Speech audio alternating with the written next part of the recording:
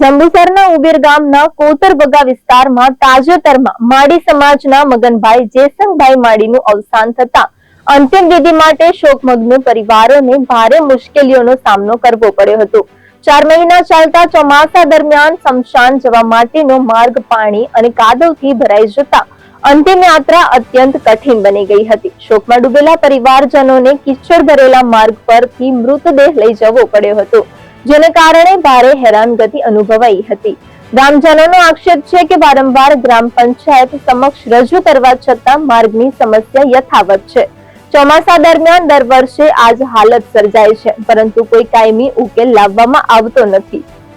મારું નામ રમેશભાઈ મેરાભાઈ ચરોતરા, હું કોતરબગા વિસ્તારમાં રહું છું અને અમને અમારા આ વિસ્તારની અંદર છેલ્લા 15 થી 20 વર્ષથી આ રસ્તો બનતો જ નથી। કાયમ જ અમારી સ્મશાનમાં લઈ જવાની તકલીફ કાયમ જ રહે છે। આખું ચોમાસું લોકો આ કાદવમાં પડીને જાય છે। તમારી સામે આ રસ્તો જોવો તમે, આ ટ્રેક્ટર આ 2 ફસાયા છે। અમારી સ્મશાન યાત્રા કેવી રીતે લઈ જવી? જેસીબી ભાડા મંગાવીશું કાઢવા ટ્રેક્ટર લઈ જવા માટે? કાયમ રજૂઆત થાય છે, પણ આ રસ્તો બનતો જ નથી કાયમ માટે। પંચાયતને અમને લેખિતમાં કીધું છે, પણ તાલુકા પંચાયતને કીધું, પણ અમારું કોઈ એક સમાજ એવો છે, અમારો માળી સમાજ એવો છે કે એમનો કોઈ કામ કરવા રાજી નહીં અત્યારે। અમારે કેટલાય પ્રશ્નો પડ્યા છે કે માળી સમાજના કોઈ પ્રશ્ન કરવા રાજી જ નહીં। તમે જુઓ, જ્યાંથી નીચે આવીએ છીએ ત્યારે ઠેર લગી માળી સમાજના બધા ઘરો છે। માળી સમાજનું કોઈ જગ્યાએ અમારું સ્વીકારવા તૈયાર નહીં। અમને કાયમ માટે આ જ પોઝિશન અમારે રહેવાની। લીધે તો 15 વર્ષથી આ રસ્તો થયો છે। 15 વર્ષથી આ જ પોઝિશન। ગમે ત્યારે કોઈ સ્મશાન યાત્રા હોય, ચોમાસામાં હોય તો બિચારા 2 વખત ટ્રેક્ટર, આ તમે જુઓ સામે ટ્રેક્ટર બંધ થઈ ગયો, ધેડીને બહાર કાઢવું પડશે અમારે। આ સ્મશાન યાત્રા પાછળ ઊભી તમારી એક ટ્રેક્ટર ઘરકી જુ જેમ ત્યાં એને કાઢવા માટે આ બીજું ટ્રેક્ટર લેવા જાય ભાઈઓ બીજા।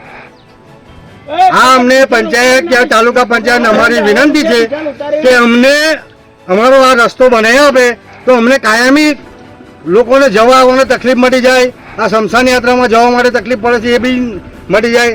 આ વગરના જેટલા બી લોકો છે જે ઢોર ઢાંક ચરાવવા માટે આ રસ્તાથી જાય છે, કાયમ માટે 100-150 ઢોર ગાયો બચારી હતી આ કિચડમાંથી પડીને જાય છે, પણ કોઈને એવું થતું નહીં કે આ મૂંગા પ્રાણીઓ માટે આટલું કામ કરી આપીએ। તાલુકા પંચાયત બી જોવા નથી આવતી, પંચાયત બી જોવા નથી આવતી। અમે જઈએ કહીએ તો કોને કહીએ? અમારી વેદના કોને સંભળાવીએ અમે? અમારે કાયમ માટેના પ્રશ્નો કોઈ હલ થતા જ નથી। જ્યાં નથી જરૂરી એ રસ્તાઓ બની ગયા છે। અમારું આટલું જ કહેવાનું કે તાલુકા પંચાયત કે પંચાયત અમને આ અમારો રસ્તો જ્યાં રોડ પાકો છે ત્યાંથી અમને જોઈન્ટ કરીને સ્મશાન સુધી અમને રસ્તો બનાવી આપે, એ અમારું કાયમી નિવારણ થઈ જાય, એ અમારી દરખાસ્ત છે। તાલુકા પંચાયત અને પંચાયતને અમારી દરખાસ્ત છે કે અમારું આટલું કામ કરી આપે। બસ, જય હિન્દ।